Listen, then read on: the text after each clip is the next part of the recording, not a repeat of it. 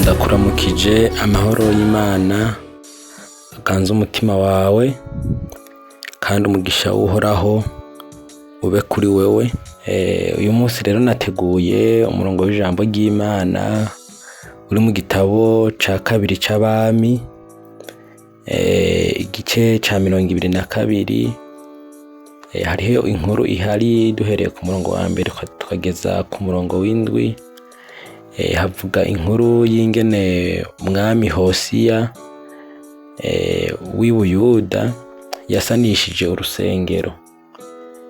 Yageze abaherezi n'abandi bakarani ababwira kwegeranya amafaranga yatangwa mu rushengero canke mu ngoro y'Uhoraho.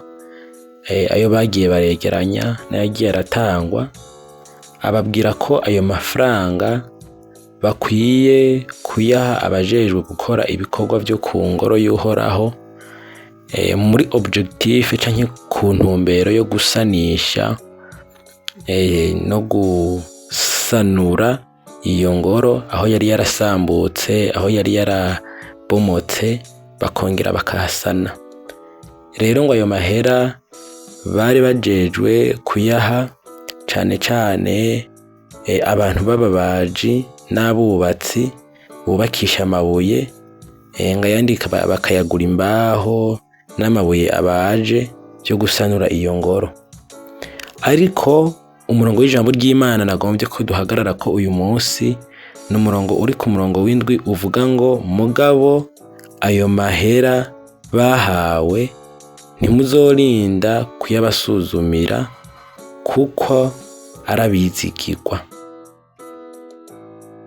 Nagombye ko tuyaga rino jambo ryo kuba umwizigirwa. Muri ino nkuru abo bantu babubatsi, abo babaji, abo bantu baguriye imbaho, uburyo bahawe n'abaherezi ngo ntibirirwa barasuzuma byinshi baraba ko baguze ibihwanye na ya mahera babaha, ngo kuko bari abantu babizigirwa. Kandi nagomba ndababwire ko ikintu Bibiliya ivuze burya Bibiliya ishingira intaho ukuri. Nawe mwene data ndakwipfuriza ko wowe uri umwizigirwa. Egome barakuzi kuri umupantekote, barakuzi ko ukijijwe, ariko hari igihe usanga abantu bakigufise kamakenga. Kubera iki? Kubera ufise agakiza gake, kubera ko uri umunyedini, kubera ko utashimye kwigirwa imbere. Ariko ndakwipfurije kwigirwa imbere mu Mana, ushingira intaho ukuri, uba umwizigirwa kugeza kugupfa. Muri no minsi hari ibintu vyotuma utakaza ubwizigirwa. Hari ibintu vyinshi, hari impamvu nyinshi zotuma umuntu atakaza ubwizigirwa. Tugeze mu gihe kigoye, ibintu bizimvye. Hariho n'abantu baca imigani ngo umuntu atabeshe ngo ntasumira umwana. Ariko ivyo ni wabikora abantu bazoguma bakubona kuri umunyedini, barakuzi kuri umupantekote, ariko bazogutinya kuko bazi ko udafise ubwizigirwa. Ariko ndiko ndakangura umutima wawe mwene data, kuko turi ku mpera y'ibihe kandi turiko turitegurira kuja mu ijuru. Ntubane n'ikinyoma, ntubane n'amanyanga, ntubane na fraude, ariko utunganye urugendo rwawe uba umwizigirwa.